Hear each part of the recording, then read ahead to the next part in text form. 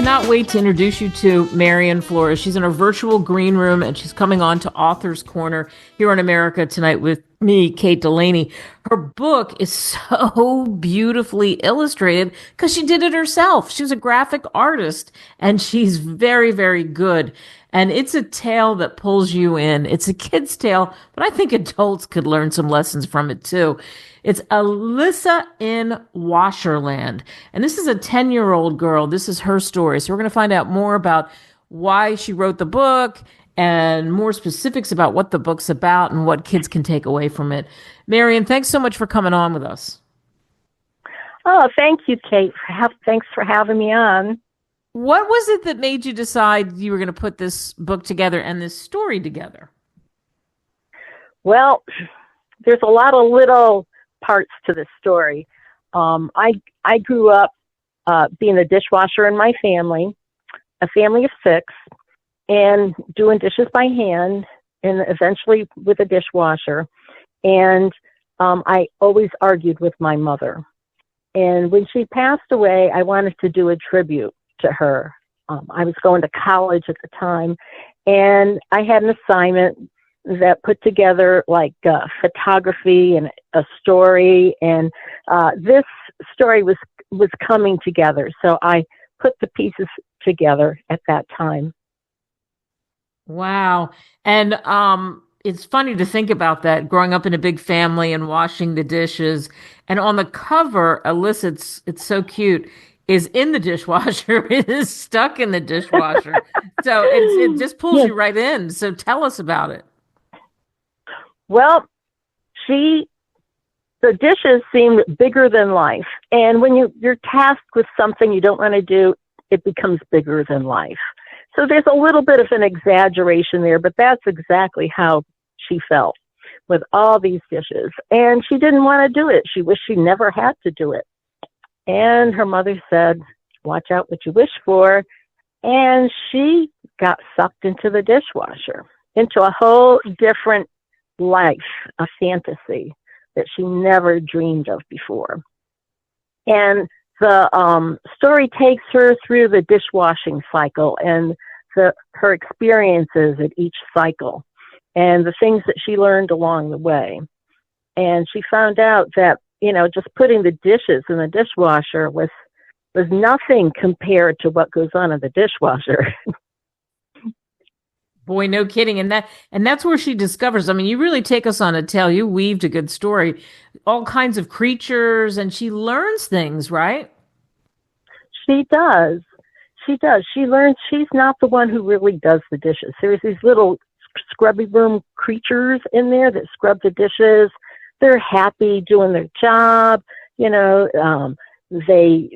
puff into little balls and they buff up the dishes and make them shiny. And then she experiences during the drying cycle, how the scrubby worms fly around. And she didn't think she could fly. She felt the pressure of that wind. And she knows, 10-year-old girls don't fly. But the scrubby worm said, if you try it, you might be able to do it. So she learned a new skill. She learned how to fly in the dishwasher, and she had dreams about flying, and she had dreams about new things in her life. And then during the dishwasher gets really, really quiet. Well, it turned into like an enchanted forest, and there were glow-in-the-dark butterflies, and a creature called like Tickle Hands tickled her and made her laugh. And she felt comfortable and went to sleep. And so she had some calm and some peace in the midst of her new enchanted, strange life inside the dishwasher. When kids read this, it seems almost self-evident in what you're saying, but what do you hope they take away? Well, adults too. Yeah. Adults too. We're tasked with things, responsibilities that we really don't want. And of course, procrastinate. I was a big procrastinator. You don't want to do it. And then the task becomes bigger and worse.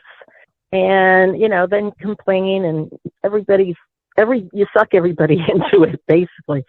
And but just doing it, you find out that it's not as bad as you imagined, and that if you just do what's expected of you, it just goes by faster, and then you have more time for fun. And that's basically it in a nutshell. Yeah, and I do think it is a fun gift for adults too. That's why I said that in the beginning, that it's written for children, but the lesson, there has that adult lesson in it, which you just explained. And it's called, again, Alisa in Washerland. We're speaking with Marian Flores. You can get this book on Amazon or wherever great books are sold.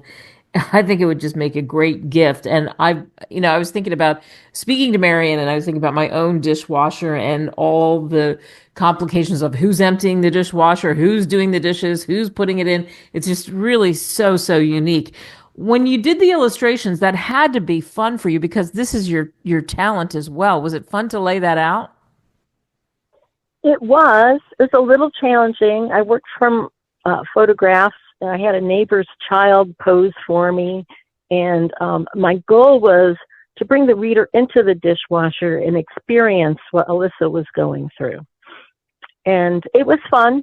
It was fun. A little challenging, but I loved doing it. It was great. Yeah, that's what I was going to say. It seems like you had fun putting the book together. Could you ever have imagined that your book would be in the LA Times Book Festival, the London Book Festival, all those places where so many different people see the books, and it's been translated into 6 languages? That's pretty cool. It's really cool, and never in my wildest dreams did I imagine this.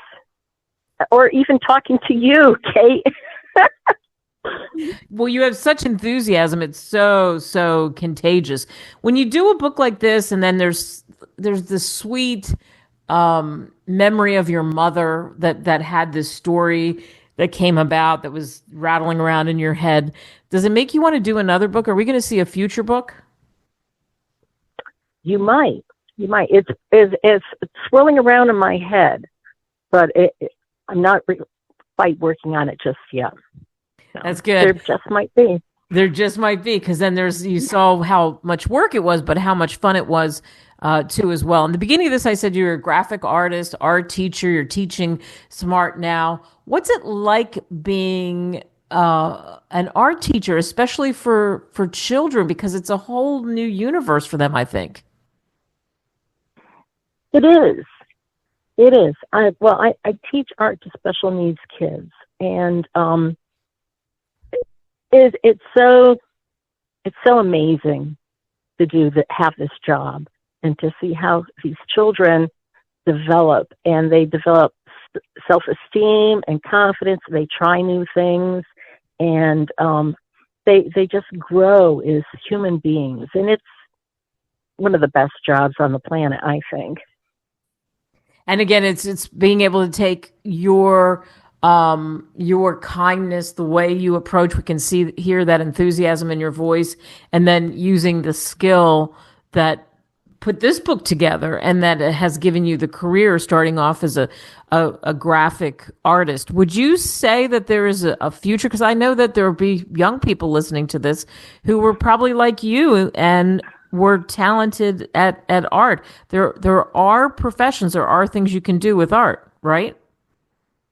Right. And the graphics field seems to be developing in new directions with technology, and it's just a growing industry.